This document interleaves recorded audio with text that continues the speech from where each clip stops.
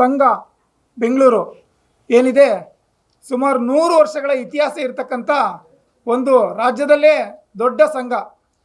ಈ ಒಂದು ಸಂಘದಲ್ಲಿ ಪ್ರತಿ ಜಿಲ್ಲಾವಾರು ನಿರ್ದೇಶಕರುಗಳನ್ನು ಕೂಡ ಪ್ರತಿ 5 ವರ್ಷಕ್ಕೊಂದ್ಸಲಿ ಆಯ್ಕೆ ಮಾಡ್ತಾ ಇರ್ತೀವಿ. ಅದೇ ರೀತಿಯಲ್ಲಿ 2022ರಲ್ಲಿ ಧರ್ಮೇಶ್ ಸಿರಿಬೈಲೂರವರು ನಮ್ಮ ಭಾಗದಿಂದ ನಿರ್ದೇಶಕರಾಗಿ ಆಯ್ಕೆಯಾಗಿರ್ತಾರೆ.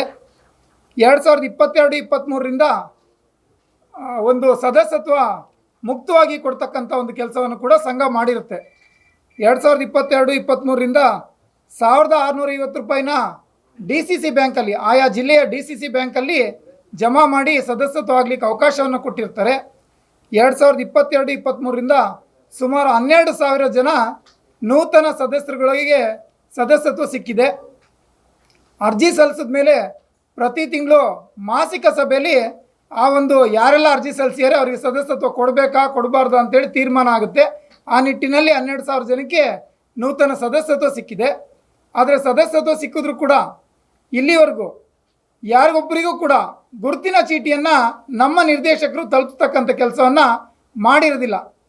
ಅದೇನವರು ಯಾವ ಸದುದ್ದೇಶ ಅಥವಾ ದುರುದ್ದೇಶ ಇಟ್ಕೊಂಡಿಯಾರೋ ಗೊತ್ತಿಲ್ಲ.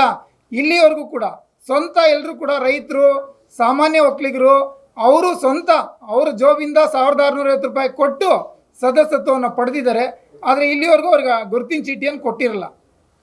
ಮೊನ್ನೆ ಏನು 31/5/2026ಕ್ಕೆ ಒಂದು ಸಭೆ ನಡೆಯುತ್ತೆ.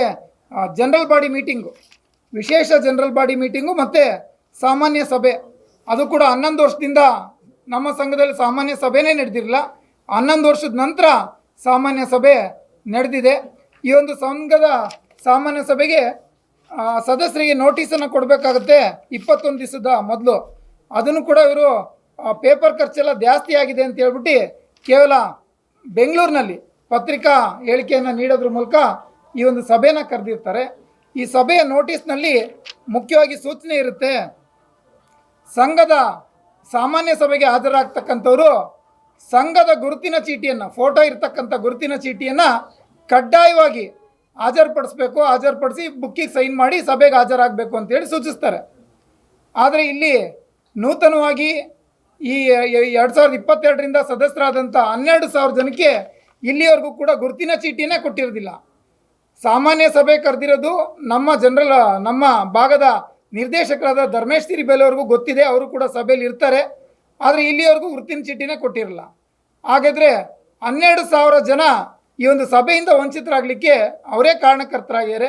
ಹಾಗಾಗಿ ಈ ಕೂಡಲೇ ನೀವು 7 ದಿನಗಳ ಒಳಗಾಗಿ ಎಲ್ಲ ನೂತನ ಸದಸ್ಯರಿಗೆ ಗುರುತಿನ ಚೀಟಿಯನ್ನು ಪೋಸ್ಟ್ ಮಾಡ್ತಿರೋ ಅಥವಾ ಒಂದು ಸ್ಥಳ ನಿಗದಿ ಮಾಡಿಬಿಟ್ಟು ಅಲ್ಲಿ ಬಂದು ಸಹಿ ಮಾಡಿ ತಗೊಳ್ಳೋಕೆ ವ್ಯವಸ್ಥೆ ಮಾಡ್ತಿರೋ ನೀವು ಮಾಡಬೇಕು ಅಂತೇಳಿ ಶಿವಮೊಗ್ಗ ಜಿಲ್ಲಾ ಒಕ್ಕಲಿಗರ ಒಕ್ಕೂಟ ಆಗ್ರಹವನ್ನು ಪಡಿಸುತ್ತೆ.